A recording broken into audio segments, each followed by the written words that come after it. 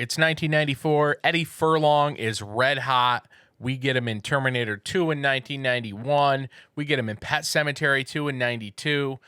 But in 1994, we got him in a leading role, once again, in the movie Brainscan. Now, Brainscan is cashing in at the time on all the virtual reality and gaming stuff that's going on. We get the Lawnmower Man. There's the virtual reality thing, for whatever reason, was blowing up at the time. Everyone thought, gaming and virtual reality and putting the headsets on and all the VR stuff, that was like the future. The future. And that was...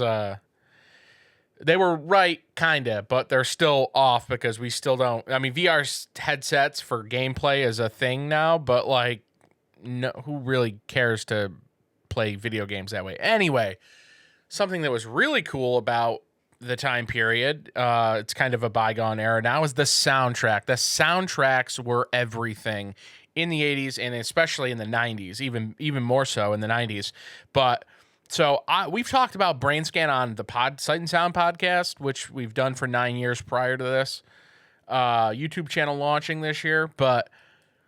And we'll definitely talk about. We got a lot to talk about Eddie Furlong and all the movies he's been in. But today we're going to talking about the soundtrack for 1994's Brainscan. Now, Brainscan, if you're not familiar with this film, Eddie Furlong plays this kid. His mother's his mother's dead, died in a car wreck. He messed his leg up. His dad's like an absentee father working all the time, but he has this sick room with these fucking all kinds of cool shit. He's a gamer. Horror nut, has a horror film class, the AV club. He is obsessed with horror. He gets mailed a game that's a virtual reality game called Brainscan, where you actually commit murders. And then you have to, commit the murder, virtual reality. And long story short, the murders start to become real as he plays the game. So every time you play the game, you go into a psyop of, you become unconscious and you become the killer and you're actually killing people. And there's this game host / kind of guidance entity called the Trickster. And the Trickster is I think that dude's T. Ryder Smith. Is that his name? Anyway, the dude that plays the Trickster, he's on the cover of this. Hilarious looking dude in the film too. He's got a red mullet mohawk and is wearing a fucking leopard striped or a tiger striped red jacket. Looks crazy. Great piercings. But anyway, the soundtrack to this always caught my ear and eye at a young age. So this was put out obviously in line with the film. Music from the motion picture. And this has some of my favorite bands, and two of those bands I'm going to talk kind of a little bit in depth on today. I would love to talk more about these two bands especially, but here are the bands that are on the soundtrack. We got Tad, Dandelion, Alcohol Funny Car, Primus, Old, Mudhoney, Butthole Surfers, Pitch Shifter, White Zombie, Stutterin' John Menendez, and George S. Clinton. So this soundtrack is great. And in the 90s, everyone would know, say, Pitch Shifter and Butthole Surfers and White Zombie, of course. It's Thunder Kiss 65 is on this soundtrack. I'm not talking about those two bands today. So the two bands I am talking about today, the first one is a band from Seattle called Alcohol Funny Car. I love this band so much. So they actually did a song called Shapes. It's the first song on their album Time to Make the Donuts, which came out in December of 93. Right there. This is an amazing album. It's hard to describe what Alcohol Funny Car is. They're on CZ Records. They formed in 91 in Seattle. They're a Seattle band. So it's like a grunge type feel in that it's kind of stripped down, but they are really I don't know, it's so hard to describe them, like a punk rock, early pop punk. They're super early pop punk in my eyes. and not the pop punk you're thinking of, like 90s pop punk, great pop punk. And yeah, Alcohol Funny Car is amazing, but they do have like a grunge quality to them. It must be just that Seattle sound. So they put this record out, Time to Make the Donuts, in December of 93. And they get their first song on that record is called Shapes. And that is on the Brainscan soundtrack. And it is in the ending credits of the film. They also put out this CD single, Alcohol Funny Car, the Shapes single. So a CD single. These are so fun to collect. If you're into collecting at all, CDs are so back. I've collected CDs for a long time. I downgraded my collection and then started reacquiring after I was like, wait, CDs are amazing. That's how I like really started truly collecting music on a like big scale was CDs. And CDs are forever digital. So you put them in a disk drive and you upload them on your computer. You have them forever everywhere. So Rough House in Columbia put out the soundtrack. Alcohol Funny Car was on a CZ Records, which was, I think, just a Seattle label. Yeah. This record is fucking amazing. It is so goddamn good. And the song Shapes that appears in the movie is great. I love the CD singles. They're so much fun. And this band is great. Like I said, it's kind of like they're grunge, but they're like early pop punk. It's really hard to describe them. They have such a 90s sound. They broke up after they put out their second full-length Weasels in 96. And then they kind of broke up. And I know they've reunited a few times. And Ben London, the main singer-songwriter, that dude does stuff here and there. And they put out a song during COVID. And that was the first and only thing that they've done since. But that record, the Time to Make the Donuts record, is amazing. Like I said, it's kind of like early, like proto pop punk and like grunge, I guess. I mean, I don't like to use the term grunge all that much because it's kind of like I don't know if it makes sense. But this next band, it 100% makes sense for, because they were signed to Sub Pop, put out a couple records, and then in 1993, they put out a record called Inhaler, and that band is Tad. Now, I have been Squawk Box. I have been on a soapbox and squawking and telling the world about Tad for years. I love this band. They are by far the heaviest band to come out from Seattle. I think they formed in 88. So they're early on in the Seattle scene as well. I think Alice in Chains maybe was like 87 and stuff. But Thad is like Crowbar grunge, if that makes sense. Their riffs are as heavy as Crowbar riffs. They are so damn heavy. And they are awesome. So they put out a couple records first. They put out like, what was the first record? I think it was Salt Lick, and then 8-Way Santa was after that. And then this is their major label debut. So they were a Seattle sub-pop band.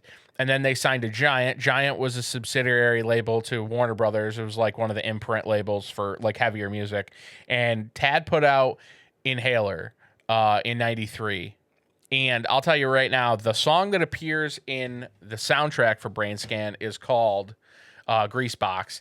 And when Trickster in the movie, if you've seen the movie, he's eating like a garbage plate of shit. And Greasebox is playing killer opening bass line, heavier than all shit. It's so good. And I loved, and it has like such a hook in it, and I loved that song from the time I saw Brainscan. So if Brainscan came out April of 94, I probably saw it like later that year when it was on rental, or early 95, and I loved that song from an early age. And that was before I had access to go to like stores to get stuff like this. I wasn't going to like record stores at that young age. I wasn't even thinking like, oh, I should go out and get this, but I loved it in the film so much. And as I got older and stuff, Tad then being like, I need to get those Tad records because that song is sick. And this whole record is great. Again, it's on the soundtrack. It's actually the first track on the soundtrack. It's in the film. And it is so. This record is great. It's their third record, and it's their major label debut. They only put out one more record, and it was called Infrared Riding Hood in '96, and kind of suffered the same fate. Like this had a little bit of steam behind it and stuff, and the grunge movement was honestly after Cobain killed himself in April of '94, which is funny because he killed himself like 2 weeks before this film came out. And maybe the grunge era just was taking a hit at the time, and it was just kind of like over. To a large degree, there was like all those post grunge bands like Creed and all those bands, and then there was still like those bands that were like kind of grunge but not really, like the bands like that were like considered like grunge adjacent, like a Collective Soul, Live, those bands. It was such a weird time, and like calling anything that was like even stripped down a little, or even like just didn't sound like hair metal, or didn't sound like super punk, like street punk or anything like that. I feel like so many bands got labeled grunge, and I don't know if that's really even fair to call like a band like Alcohol Funny Car grunge, because they're not. They're really like they have like, but they are like dark. Like it is really dark music, but there are like songs that are like there's super pop punk elements to it too. There's such a hard band to describe. And those are usually my favorite bands that you can't put a genre on, really.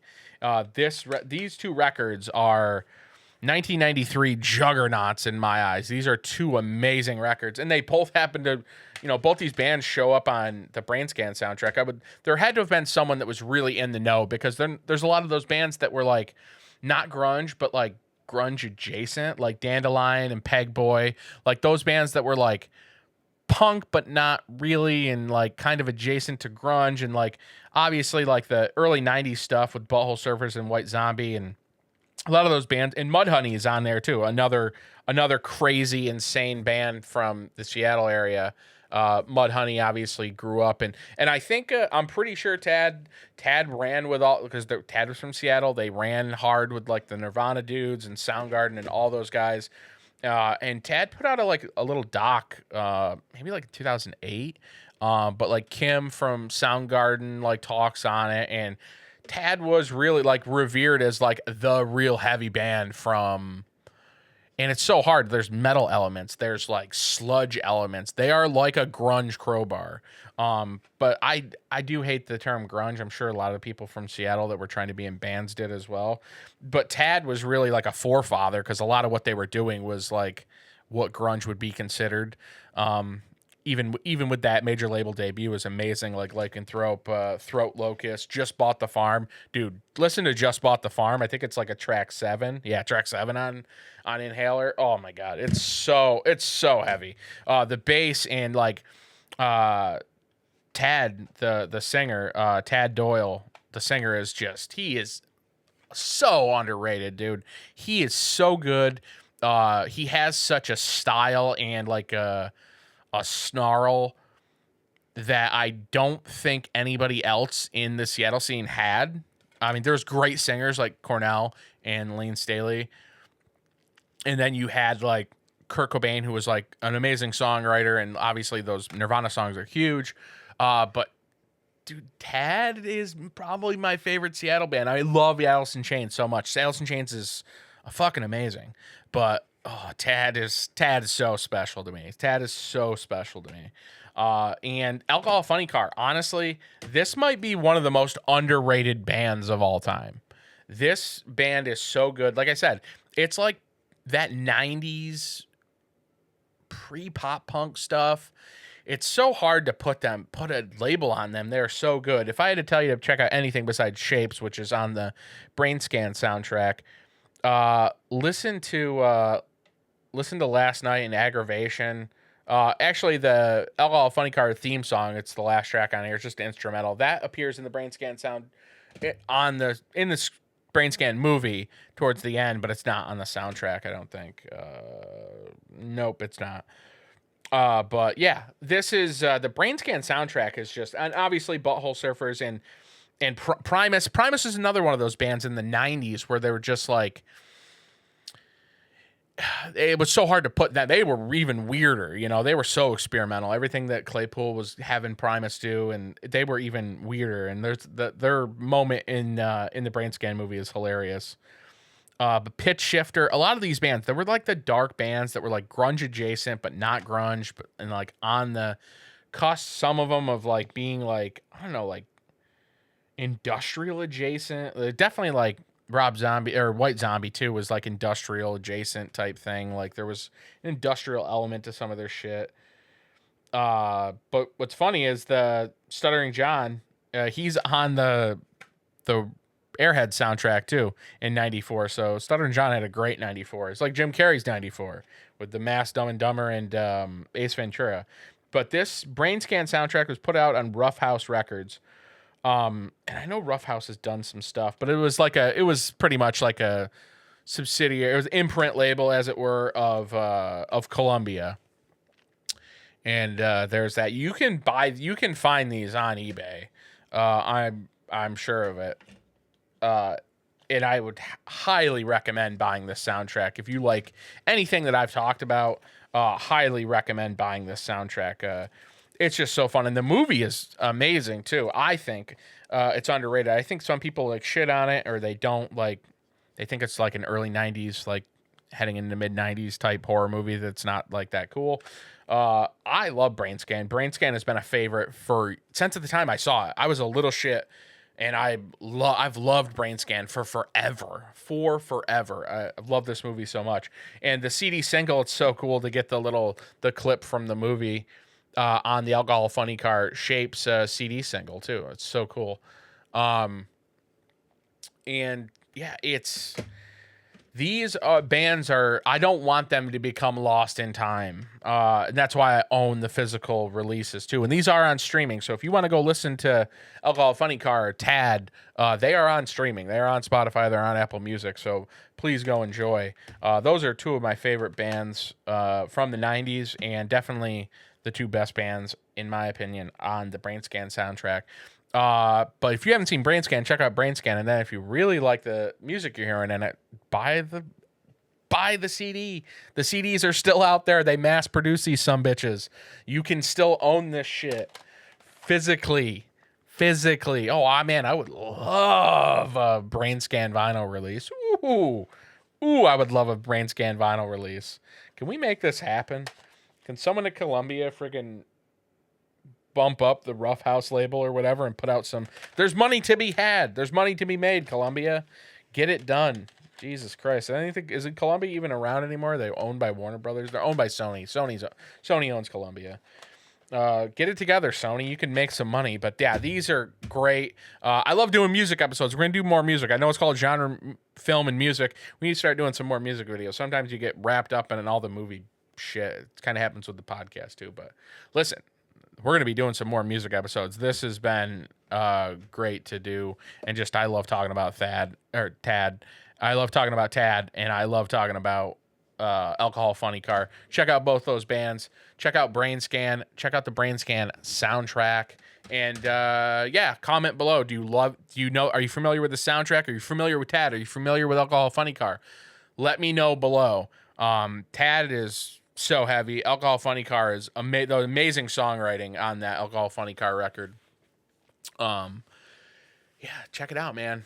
Let me know. Is it grunge adjacent, whatever? Yeah, let me know. Thanks.